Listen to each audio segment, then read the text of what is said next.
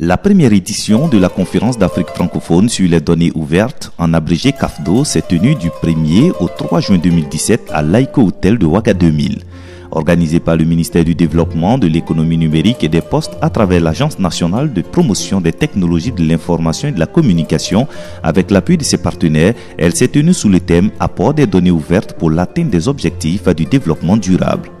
CAFDO est né de la volonté de l'équipe Open Data du Burkina Faso, de la France, de CIFI Media et la Banque mondiale de vouloir donc organiser une rencontre dans un pays francophone d'Afrique avec pour objectif de planifier et lancer la communauté des données ouvertes d'Afrique francophone. L'origine de cette conférence, c'est que nous avons constaté avec tous les acteurs francophones que la plupart des rencontres où on parle de l'ouverture de données, c'est des rencontres à majorité anglophone. Et donc cela, on trouvait que cela était un peu un frein à l'entrée des francophones, n'est-ce pas, dans le mouvement Open Data. Et justement, ce constat se ressent au niveau des pays qui sont engagés officiellement dans l'ouverture des données. Donc le constat, c'est qu'il n'y a pas beaucoup de pays francophones qui sont engagés au niveau de l'ouverture des données en Afrique francophone. Donc c'est un peu ces raisons qui nous ont poussé à créer un cadre d'échange pour les francophones. Et donc d'où Conférence Afrique francophone sur les données ouvertes. Cet événement régional a réuni les acteurs autour des enjeux et objectifs régionaux et inclut les représentants des gouvernements, de la société civile, des médias, de la recherche et du secteur privé de 22 pays d'Afrique, de l'Europe et des États-Unis. L'attente en venant ici à Ouagadougou pour la CAFDO, c'est d'abord de rencontrer les autres activistes qui travaillent dans le secteur pour que le réseau des leaders des données ouvertes en Afrique francophone se fortifie, qu'il se constitue et qu'il se fortifie et ensuite qu'il programme une marche dynamique vers l'évolution d'une conscience des données ouvertes dans les pays francophones, à l'exemple de ce qui se passe dans la plupart des pays anglophones au niveau de l'Occident, mais aussi des pays anglophones au niveau de l'Afrique qui ont de manière notable un certain avantage, comme on peut le dire. Le deuxième intérêt de ma présence ici, c'est aussi et surtout de faire parler la voix de mon pays, le Cameroun, et de dire que dans cette dynamique qui prend corps en Afrique francophone avec le soutien de plusieurs acteurs internationaux de la révolution des données, comme on l'appelle aujourd'hui, de faire entendre la voix de mon pays, mais surtout aussi de faire dire à mon pays, quand je vais rentrer, qu'il y a une dynamique qui est en cours en Afrique francophone et dans laquelle notre gouvernement gagnerait à s'engager pour améliorer l'image de notre pays. La cérémonie d'ouverture a connu la présence d'illustres invités. Selon la ministre du Développement, de l'économie numérique et des postes, Adja Fatimata Sanon, l'ouverture des données est extrêmement importante. Il faut savoir que l'ouverture des données est extrêmement importante. C'est important pour les gouvernants parce que leur réutilisation permet justement la prise de décision éclairée parce que fondée sur des données réelles. Ça permet la formulation de politiques réelles et réalisables parce que fondées sur l'utilisation de données réelles. C'est bénéfique pour le secteur privé parce que ça leur permet de créer des produits à valeur ajoutée parce que fondés sur des besoins réels. C'est de la matière première pour vous les journalistes, pour faire de la data journalisme. C'est de la matière première pour les startups, pour créer des applications innovantes. Donc c'est dire que l'ouverture des données est très bénéfique et nous encourageons tous les gouvernements, tous les pays participants, tous les pays de l'Afrique francophone à y aller. Et c'est une révolution, l'ouverture des données. Et comme toute révolution, ça a des exigences. L'exigence de protéger les données sensibles, l'exigence de protéger les données personnelles, l'exigence de sécuriser ces données et puis l'exigence de sauvegarder ces données dans un format utilisable, dans un format réutilisable. Enjeu important de cette conférence, Malik Tapsoba revient sur la définition d'une donnée ouverte. Open data, en français, c'est données ouvertes. Et une donnée ouverte, c'est une donnée qui est accessible par tous et dans un format facilement réutilisable. Un exemple, une donnée qu'on publie dans un format Excel et une donnée qu'on publie dans un format PDF,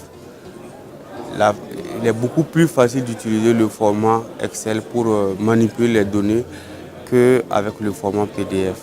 On définit l'open data ou données ouvertes comme un mouvement qui prône la libération des données non sensibles sous format facilement réutilisable. Les 3 jours de travaux ont permis la naissance de plusieurs projets qui seront développés par les participants une fois dans leur pays. Je me réjouis de ce partenariat vraiment grand qui se joue ici à Ouaga. Je me réjouis des qualités des interventions. Je me réjouis de l'appui que nous avons reçu de 2 ministres, Madame Hadja Ouattara Sano et M. Clément Sawadogo, qui sont venus apporter leur bénédiction, leur soutien.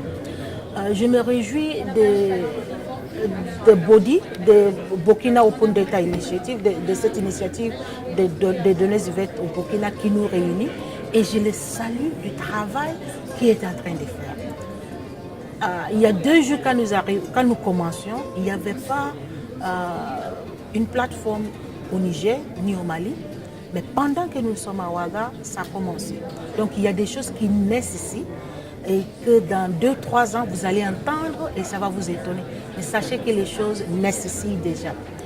Pour moi, c'est Fatima et je représente le projet Femmes Éthiques. Bon, c'est une création d'une plateforme qui consiste à faire la promotion des compétences des femmes nigériennes. Et comme secteur, on va faire la promotion déjà. La présentation du projet, il s'agit de mettre en place une plateforme sur laquelle les femmes pourront s'inscrire selon leurs compétences. Donc, c'est de faire une CV miniature des femmes nigériennes. Et les participants, la liste des participants là-dessus. Résultat, les profils des femmes leaders au Niger est connu grâce à cette plateforme. Donc, ce qui va faciliter de connaître les leaders. Et les prochaines étapes, c'est de lier un contact avec les auteurs d'une plateforme similaire déjà existante en Côte d'Ivoire. Les données, on a déjà une base de données de compétences des femmes nigériennes. On a déjà cette base de données. Donc on contacte les noms et les prénoms des participants. Donc je vous remercie. Merci. C'est le projet très standard, c'est de mettre en place un portail qui n'existe pas. En fait, la Mauritanie, comme je dis ici, est membre de plusieurs initiatives, dont la transparence des industries extractives ou l'initiative ITI, qui est venue aujourd'hui, mais qui agit, c'est un site web classique, toutes les données du secteur financier, donc du ministère des Finances. Mais il n'y a pas aujourd'hui un portail qui centralise toutes les données qui existent.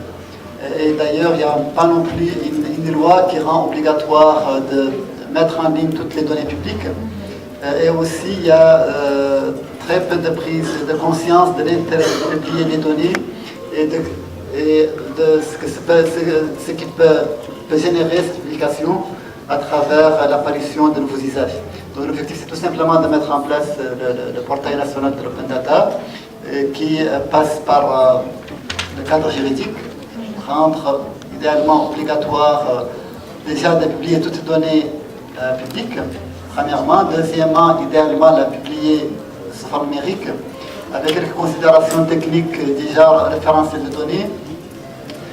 Ensuite, bien sûr, beaucoup de sensibilisation pour que les gens comprennent les différents acteurs, que ce soit ceux qui disposent des données ou ceux qui sont chargés de publication, procèdent aux publications. En plus, évidemment, d'un benchmark, parce qu'aujourd'hui, on a plusieurs choix pour mettre en place un portail Open Data, donc il faut bien avoir un benchmark pour décider de la plateforme à utiliser finalement, et une mise en place du portail. La conférence d'Afrique francophone sur les données ouvertes a permis de créer un réseau d'acteurs de données ouvertes dans les pays francophones d'Afrique où chacun s'est identifié avec l'établissement de canaux de communication et de collaboration pour les prochaines étapes. formation et le renforcement d'un réseau en Afrique francophone qui facilitera l'utilisation des données ouvertes pour le développement durable en Afrique francophone, sachant que c'est un nouveau domaine, et un domaine dans lequel pour l'instant il y a des compétences assez limitées, très peu d'institutions et de personnes qui sont capables de gérer ou créer ce genre de données ouvertes et de réutiliser ces données ouvertes pour le développement. De trouver un consensus autour d'une vision commune pour le réseau ainsi que l'identification des principaux obstacles et défis pour une initiative de données ouvertes et comment les surmonter. La passion est assez intéressante dans la mesure où cette conférence s'inscrit dans la dynamique de créer un réseau donc des pays francophones pour libérer en fait l'ensemble des données existantes dans cet espace. Alors ça a été très bien organisé, les sessions ont été très enrichissantes et ont permis justement aux uns et aux autres d'apprendre des vivanciers, d'accord, d'essayer d'éviter les erreurs mais surtout de s'inspirer donc des best practices pour que justement très rapidement on puisse créer cette dynamique-là donc au niveau de l'Afrique francophone pour que les données soient de plus en plus libérées et qu'on puisse donc suivre le mouvement. De trouver une stratégie pour relier le réseau des acteurs des données ouvertes des pays francophones africains avec ceux des pays francophones non africains et de la diaspora africaine. Une Afrique anglophone qui est en avance sur ces questions, puisque de toute façon les anglo-saxons ont traditionnellement une avance sur ces questions d'open data et de open government, mais ça nous oblige, nous francophones, à œuvrer et à essayer de rattraper un petit peu notre retard et à tisser des liens, à donner un cap pour faire en sorte qu'il y ait davantage d'open data disponible et aussi qu'il y ait davantage de personnes en capacité à exploiter ces données ouvertes.